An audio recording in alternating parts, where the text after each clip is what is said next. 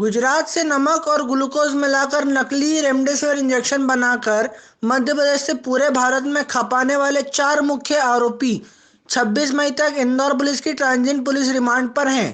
आरोपियों ने पूछताछ में बताया कि नकली इंजेक्शन बनाने के लिए सबसे पहले उन्हें ओरिजिनल इंजेक्शन की आवश्यकता थी और इसके लिए उन्होंने फेक कोरोना रिपोर्ट तैयार की गई और मुंबई से एक कंपनी से 5,000 हूबहू दिखने वाली शीशी और स्टिकर तैयार करवाए और फिर इस नक्शे ने आपदा में अवसर न केवल तलाशा बल्कि सैकड़ों जिंदगियों को दांव पर लगा दिया। इनसे इंदौर के लोकल नेटवर्क की भी पूछताछ कर रही है, जिसके माध्यम से पुलिस ने 6 लोगों को गिरफ्तार किया है और उनसे भी पूछताछ की जा रही है। इसके मुख्य आरोपी थे कौशल बोहरा, पुनीत शाह, सुनील मिश्रा और एक और कुलदीप। इसको जो है पुलिस रिमांड पे प्रोटेक्शन वारंट पे लेके आई है और 26 तक का ये रिमांड इनको पुलिस कस्टडी इनको दी गई है।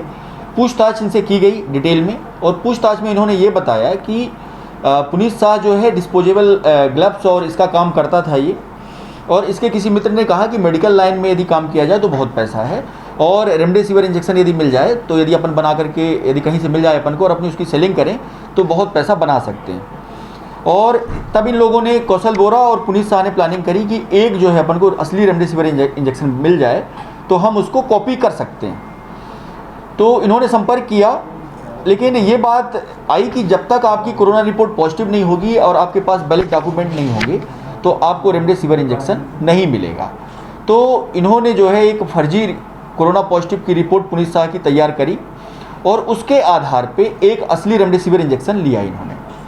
इसके बाद उसका सीसी का साइज, उसका जो रैपर है वो और उसकी क्रैपिंग है, उसमें जो कंटेंट है उसी तरह का दिखता हुआ उन्होंने सोचा कि ये कैसे बन सकता है। तो ये बात उनको पता थी, चूँकि मेडिकल लाइन में कई दोस्त थे उनके, तो ये उनको पता थी कि जब भी कोई मरीज भर्ती होता है तो शुरुआत में ग्लूकोज इंजेक्शन लगाया जाता है, तो ग्लूकोज लगाने से कोई मरता नहीं है। दूसरा ये उनको पता था कि शुरुआत में जो है कुछ एक मात्रा नमक की भी रहती है ऐसे में, तो वो भी दी जाती है, उससे भी आदमी मरता नहीं है।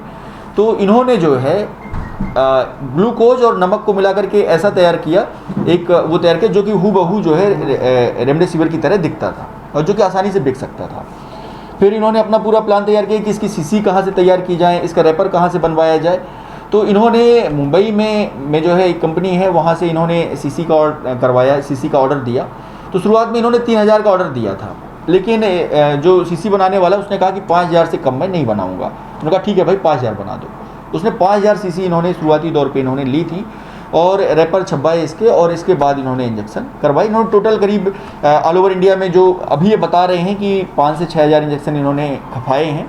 उनमें से 1200 इंजेक्शन मध्य प्रदेश में दिए थे, जिसमें 700 इंजेक्शन इंदौर में बेचे गए थे। सर ये कब से शुरुआत की थी फैक्ट्री की? ये इनका जो मुख्य काम है वो शुरू ही हुआ था, मतलब ये आप मान के चलें कि 18 अप्रैल के आसपास से। तो ये 20 के आसपास ये मतलब फुल फ्लैज में आए थे जब इन्होंने पहली खेप जो है यहाँ पे इंदौर में सप्लाई करी थी 20 के आसपास, और इसके बाद दूसरी खेप इन्होंने 26 को सप्लाई करी थी। और इस बीच में पुलिस ने जो है इनका जो नेटवर्क है उसमें से कुछ लोगों को पकड़ा, और जब नेटवर्क इस्टेब्लिश करना शुरू कर दिया तो उस पर फिर गुजरात पुलिस ने भी काम किया और इनकी फैक्ट्री पकड़ा गई। तो ये ज़्यादा जो है बना करके और बृहद लेवल पे ये नहीं कर पाए। सर 6 लोगों को एसटीएफ पुलिस ने दिया था पुलिस को, और संजय दूसरा का इंतजार किया जा रहा था, उससे कुछ पता चला इन 6 लोगों की?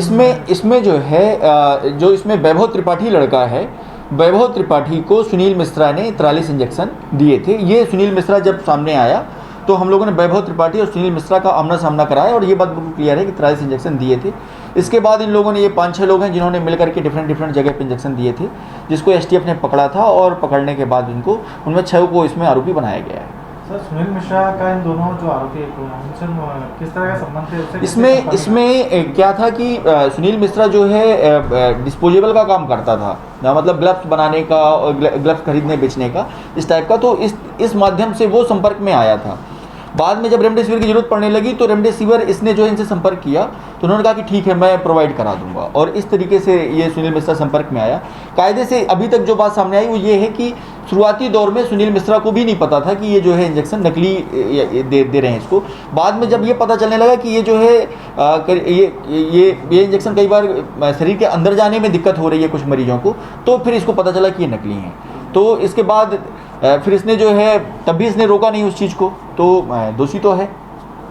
सर क्या मुंबई से जहाँ पर स्टिकर वो बनवाए थे उन पर भी कार्रवाई? बिल्कुल, इसमें जिन लोगों ने जो है इसके नकली स्टिकर तैयार किए हैं और कॉन्स्पिरेंसी में शामिल थे, नकली इंजेक्शन बनाए हैं, वो सभी इसमें आरोपी बनेंगे। सर जो रेमडेसिविर कंपनी है उससे भी पत्राचार किया जाएगा? हाँ बिल्कुल, इसमें जो रेमडेसिविर की कंपनी है जिसका इन्होंने किया है उससे भी हम लोग संपर्क कर रहे हैं और उसको भेजेंगे। और इसमें भी जो कॉपीराइट एक्ट, इसमें ट्रेडमार्क का इसका उल्लंघन है ये, तो उसका भी जो है इसमें धाराएं बढ़ाई जाएंगी।